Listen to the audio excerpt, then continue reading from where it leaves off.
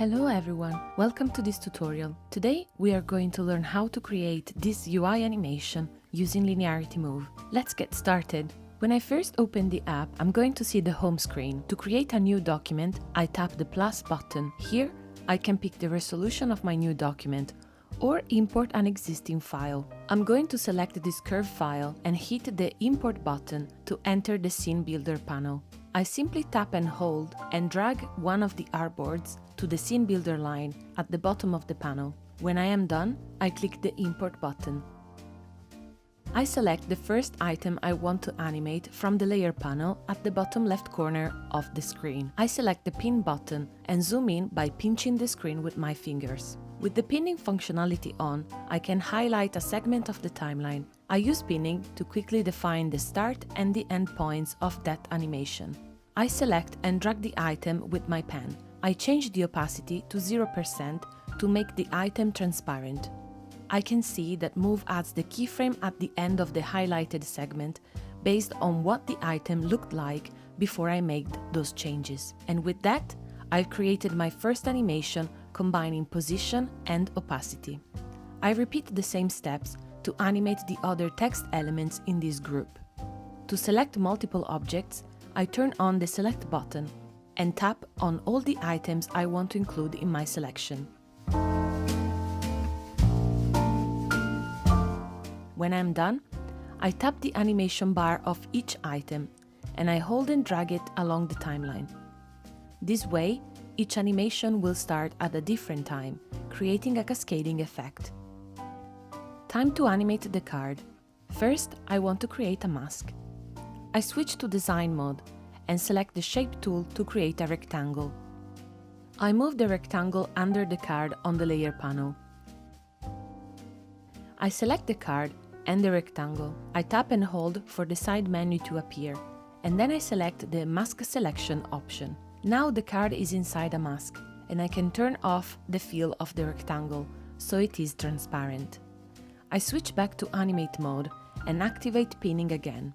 I rotate the card 10 degrees and move it to the right until it is hidden outside the boundaries of the mask. Once again, I can see that Move adds the keyframes at the end of the highlighted segment based on where the item was positioned before I moved it. I select the icon at the top of the second screen and activate pinning. I use the green dot on the bounding box around the icon to resize it, and I turn the opacity down to 0%.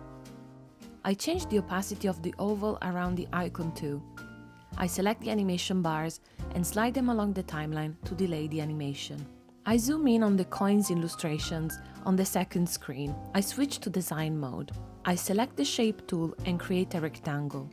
I move it underneath the coins layer. I select both the rectangle and the coins group. Tap and hold for the side menu to appear and then select Mask Selection. I switch back to Animate mode and activate pinning. I move each coin upward until it disappears outside the boundaries of the mask. I drag the animation bars for a cascading effect. When I am done, I turn off the fill of the mask to make it transparent. I zoom in on the number counter on the second screen. I move the playhead to second 2. I tap on the Select button and then I select all the number lines inside the group. I tap and drag the groups upward.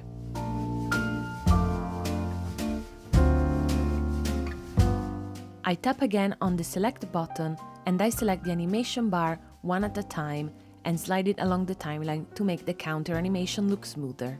Next up is the graph. I activate pinning and the multi-selection. I find the group on the layer panel and select each line.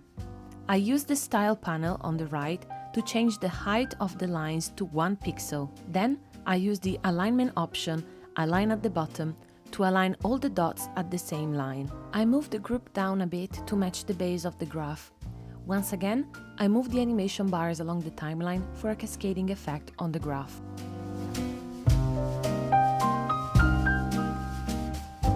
I select the other elements on the second screen and repeat the actions I did before to animate them. I move them down and turn down the opacity. Select the animation bars and slide them along the timeline. Now that the content of the screen is animated, it is time to add a transition for the two phones. I bring the playhead back to second 0 and activate pinning. I select both phones and move them down until they are outside the boundaries of the canvas. Then I rotate them by 10 degrees, using the orange dot in the bounding box around each item.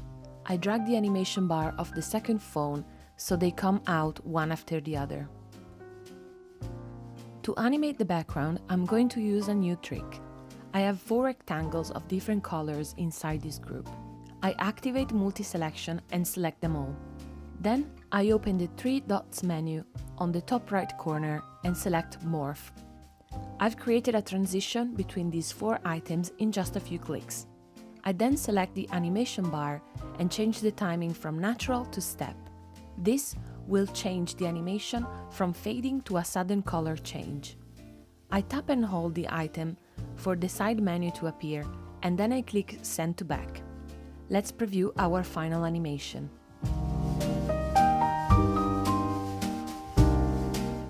When I'm ready, I can export my animation by clicking the down arrow on the top left corner and selecting Export.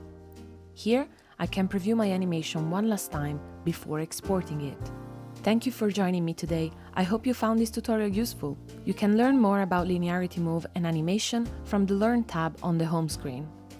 Let's bring our stories to life with Linearity Move.